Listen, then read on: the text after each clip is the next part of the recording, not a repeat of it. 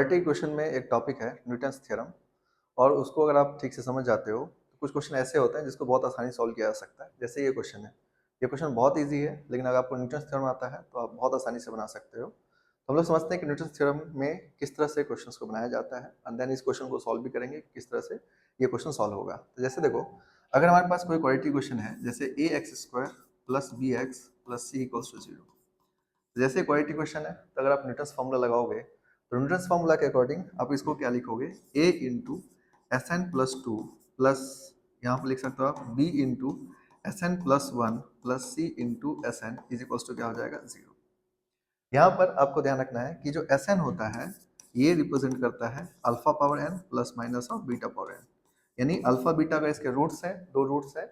जैसे इसके रूट्स से मान लो दो रूट्स हैं अल्फा और बीटा, तो आप न्यूटन्स फॉर्मूला जब लगाओगे तो आप इसको इस तरह से रिप्रेजेंट कर सकते हो। एबीसी मतलब यही है, एबीसी यहाँ पर लिख सकते हो। अब इसमें समझना जरूरी ये है कि देखिए n plus two N plus one N, यानी यहाँ पर अगर आप n प्लस वन लिखते हो तो इसमें n लिखोगे, n माइनस वन लिखोगे, यानी डिक्रीजिंग फॉर्म में लिखना होगा, यानी एक एक करके आपको डिक्रीज करके लिखना है। जैसे एग्जांपल के लिए मान लो अगर आपको दे दिया गया 3x square minus of 4x plus 5 is equals to zero, तो इसको अगर हम लोग न्यूटन्स फॉर्मूला लगाएं तो इसको हम अगर लिखना चाहेंगे तो हमें लिखना पड़ेगा 3 into S N plus two, यहाँ पर b के वैल्यू माइनस फोर है तो इसको आप लिखोगे minus four S N plus one, और यहाँ पर लिखोगे फिर 5 बराबर क्या हो जाएगा, जीरो। तो इस तरह से आप न्यूटन्स फॉर्मूला लगा करके एंड देन सॉल्व कर सकते हो किसी भी क्वेश्चन को। अब जैसे ये क्वेश्चन है, अगर आपको न्यूटन्स फॉर्मूला आता है तो ये क्वेश्चन 10 सेकंड में आप सॉल्व कर सकते हो बहुत आसानी से। तो हम लोग इसको देखते हैं कि न्यूटन्स फॉर्मूला के अकॉर्डिंग कैसे सॉल्व होगा। तो देखिए, इसको अगर आप जो सॉल्व करोगे तो बेसिकली इस क्वेश्चन में न्यूटन्स फॉर्मूला ही लगने वाला है। तो देखिए इक्वेशन जो गिवन है आपको, जब इस क्वेश्चन को आप सॉल्व करने जाओगे तो इक्वेशन क्या गिवन है कि x square plus of root two x minus of eight equals to zero. तो x square plus root two x minus eight equals to zero दे रखा है।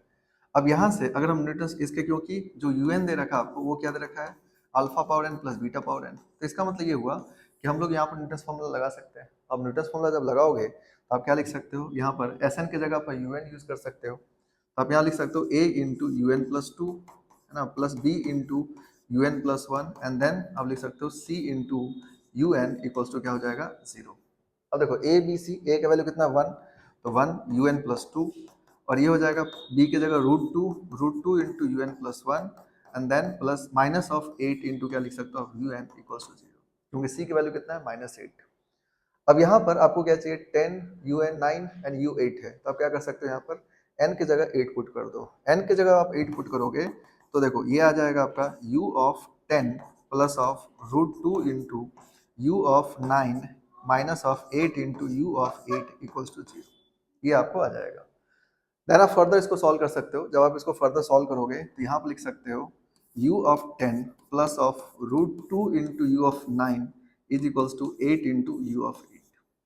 ठीक है, अब यहाँ पर आप क्या लिख सकते हो, इसको 8 इंटू यू एट को लिख सकते हो 2 इंटू, यहाँ पर लिख सकते हो आप basically 4 into two U of 8, तो U two of U of 8 को इधर ले आओ, U of 10 plus of root two into U of 9 by two U of 8 equals to कितना हो जाएगा, 4। तो इसका आंसर क्या हो जाएंगे, 4, यानी यहाँ पर इसका जो फाइनल आंसर होगा वो 4 हो जाएगा। ठीक है, और बहुत आसानी से क्वेश्चन बन जाएगा। तो आपको न्यूटन्स फॉर्मूला जो है अच्छे से आना चाहिए, क्योंकि इसके ऊपर काफ़ी सारे क्वेश्चन पूछे जाते हैं और बहुत आसानी से आप इसको सॉल्व कर सकते हो। तो ये इजी है, एक बार देख लोगे ठीक से तो याद रहेगा।